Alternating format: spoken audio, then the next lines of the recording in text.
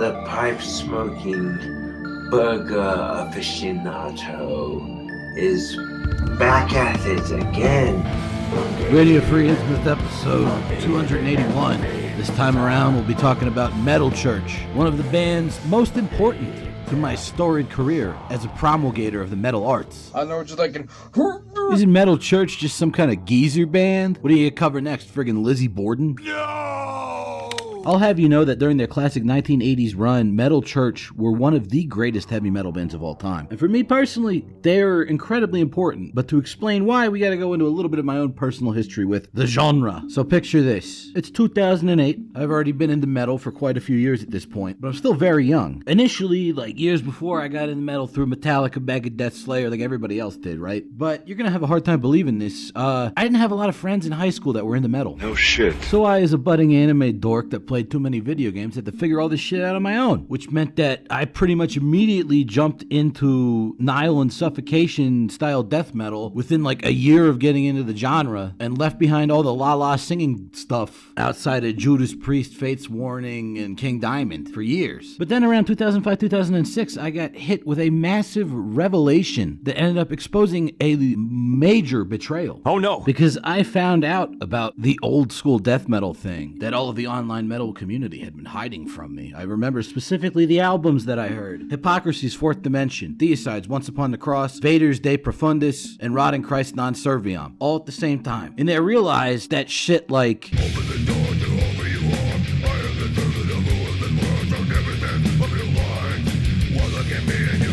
as well as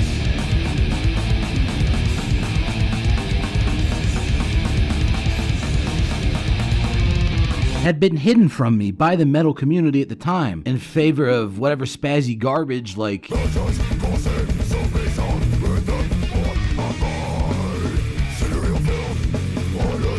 poppers and weird sex. So obviously this was no good. It resulted in a major soul-searching moment by myself where I determined that I hated everything. So you get to 2008, and the only stuff I like that's released that year is Argus Slant's Hornets of the Pogrom, Mithras's Behind the Shadows Lie Madness, and Decrepit Birth's Diminishing Between Worlds. All three of which are still great albums. Anything on the black metal side of the metal spectrum from that era doesn't even bear repeating. Friggin' Wolves in the Throne Room, yikes. Well, that just happened. But it just so happened that around this time, I found in the $1 bin at a used CD store the first Metal Church album. Now, like I said, I had kind of gotten out of the whole, like, singing metal in lieu of the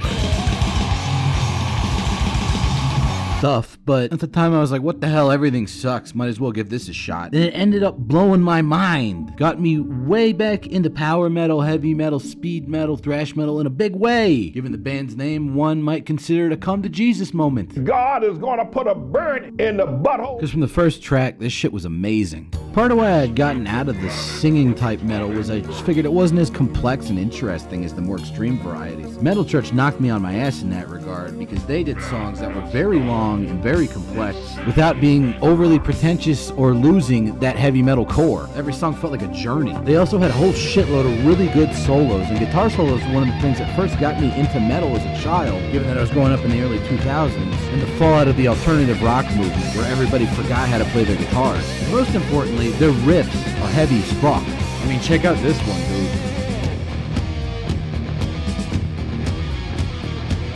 For me, that was heavier than most of the death metal I'd heard, apocalyptic in scope. And the vocals from David Wayne are completely insane. Sort of a hybrid between more standard sort of heavy metal, new wave of British heavy metal Bruce Dickinson vocals, totally evil shrieking. And most importantly, they have a sense of storytelling and narrative weight to them that matches the very thoroughly done compositions by Kurt Vanderhoof and Craig Wells. Speaking of which, this whole sequence right here shows off that really intelligent approach to songwriting. Honestly, I would say this slays Opeth and Ackercoke in terms of both contrasting textural dynamics and overall memorability. But more importantly that, it also gets heavy as fuck with the evil speed metal riffs. In fact, Metal Church were one of the first speed metal thrash metal bands ever. Lars Ulrich himself actually auditioned to play with them once way back in like 1980, and it didn't work out because he sucks. Also, they got a really cool incorporation of a lot of classic heavy metal tropes, such as that Dio style "look out" you just just heard. More than anything, what really sold me on this first Metal Church album was the massive variety and different styles they were putting forward while still making it all kind of work together. Like, they got some totally evil speed metal songs on here. Again, with the really impressive atmospheric build-ups, showing off a great sense of songwriting and allowing every instrument to shine. That would become a major trademark of Metal Church's style going forward. No Fleming Rasmussen or Scott Burns style bearing the bass guitar going on here. Listen to how evil this riff is. It's still a total power metal, speed metal style riff, but it has this sense of darkness to it that's pretty unusual for that genre. And the vocals, again, are great. They're harsh and shrieky, but they still have a recognizable melody to them, somewhat redolent of Bobby Blitz from Overkill, another one of my favorite bands of this style. He varies them up a lot too, dipping into like cleaner sung territory for some of the choruses, going real shrieky and balls to the wall in the verses. And goddamn if that doesn't sound like Show No Mercy era Slayer, aka the best Slayer if you ask me, into a totally Megadeth sounding trade-off solo section. However, these guys aren't rip-offs, they're contemporaries. This album came out in 84, most of the songs in it had already been written by 83, and this fucking solo section right here, total 1986 Megadeth shit. Really cool stuff. So in addition to the evil speed metal shit and that epic opening thrasher, these guys also perfected, I guess what you could call the thrash metal ballad. You know, the fade to black, sanitarium type thing. Not usually one of my favorite song forms, but when Metal Church does it, it's some of the best shit ever. Mostly due to their penchant for successful utilization of compositional dynamics, as well as David Wayne's impeccable vocal performance.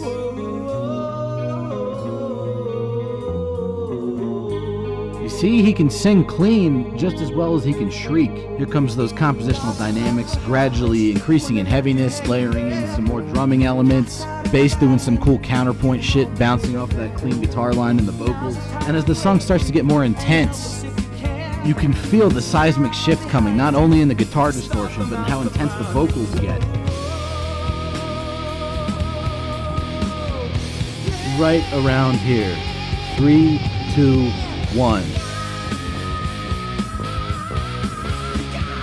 See, again, for my teenage brain, this shit honestly heavier in its own way than a lot of the death metal stuff at the time. And the guitar solos are, for lack of a better term, cosmically orgasmic. Like, are you hearing that, my dude? 아니 원스 여러분들이 This is an unquestionable force for good in the metal world, this first Metal Church album. And the follow-up, The Dark, it's basically the first Metal Church album part 2. So it's also great. The evil speed metal stuff is even more evil sounding. Excellent!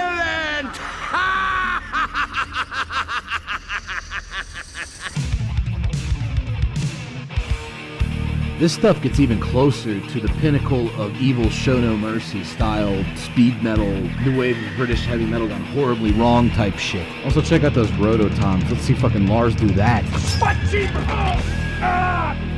Son of a... Vocals on this one almost giving me an Exorcist vibe with all the weird effects put on them, ghostly reverb, and this hilariously evil chorus.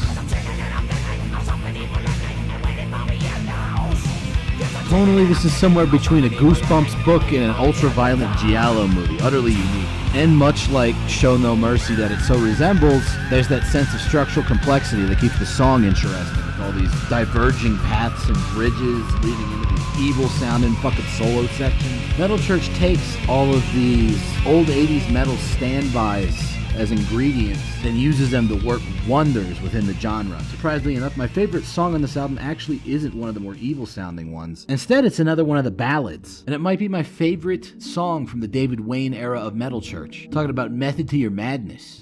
This one manages this really interesting blend of epic 70s heavy metal and this almost kind of like 80s sleaze metal a la Wasp thing. Reminds me of something you might hear on a soundtrack to a movie from the time. It's definitely got my favorite David Wayne vocal performance ever. Perfect blend of harshness and honest, heartfelt melody. Very emotionally vulnerable, yet simultaneously admirable. Here comes the big epic soundtrack part.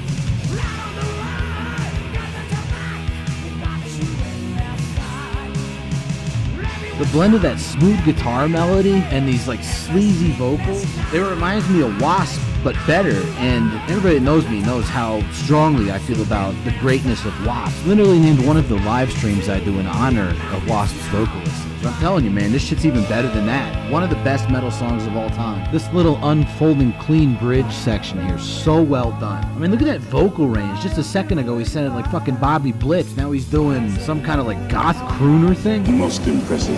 But I'll tell you what really blew me away with this song was this upcoming lead guitar section. Totally smoothly done here. The slow burning emotive melody. That's not a solo, that's a straight up lead guitar. Just an extra little cool layer of melody. Bringing you back into that, as priorly established, dankest chorus of all time, maybe? Rock and roll!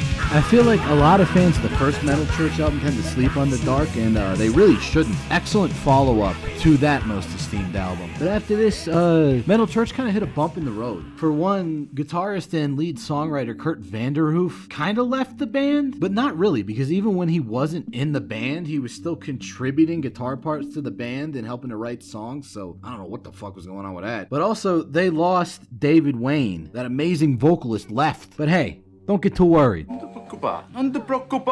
Because much like in the case of Fate's Warning with their No Exit album, where they managed to follow up the great John Arch with the equally great Ray Alder, Metal Church got an exceptionally talented replacement vocalist in the form of Mike Howe, who had previously worked with the stunningly underrated 80s speed metal band Heretic. And if you haven't heard Heretic,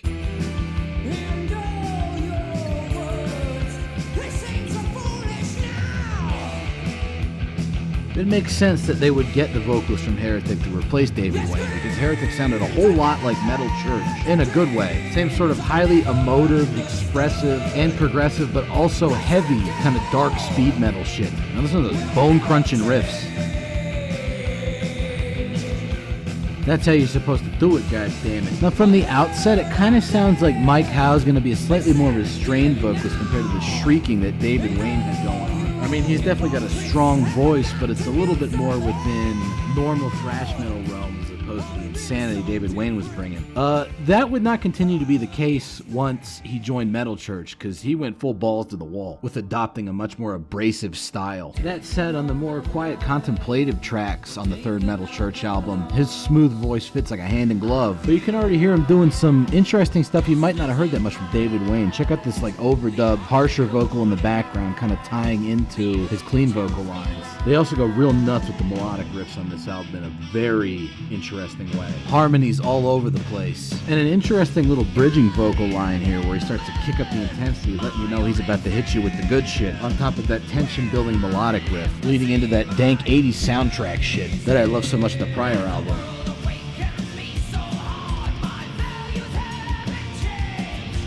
I don't know what it is about these choruses, but it just gives me big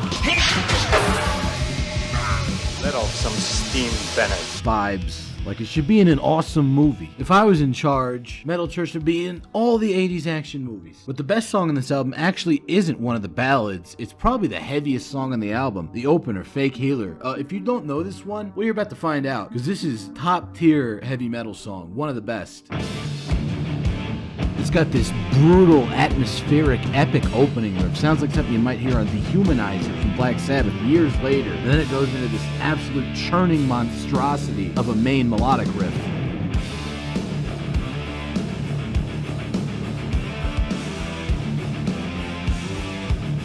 Even that bass line is some brutal heaven and hell shit. And the vocals, I told you, he kicks up the level of abrasiveness massively. Perfect fit as a Metal Church vocalist. One of the greatest ever. Lyrics to the song are amazing too. Definitely go and read them if you get the chance. Here is my personal favorite line coming up.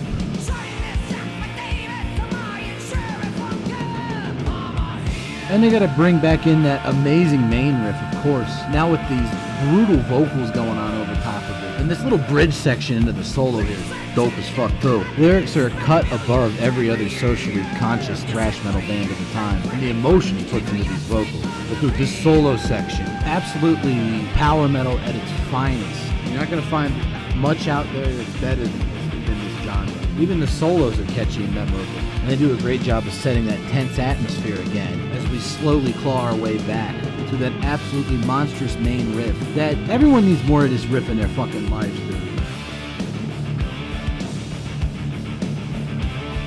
Everyone needs more metal church in their lives in general. Like, I know a lot of you folks out there enjoy that band Power Mad, and I myself am a major Power Mad fan. But you gotta understand that that band's entire playbook comes from friggin' Metal Church, and there's not too many bands out there that do what Metal Church does better than Metal Church themselves. It'd be a rocky road going into the 90s and 2000s for Metal Church. They actually had both David Wayne and Mike Howe in and out of the band multiple times before finally losing the latter to self-termination and the former to gangrene of the legs. Yeesh. Ooh, nasty.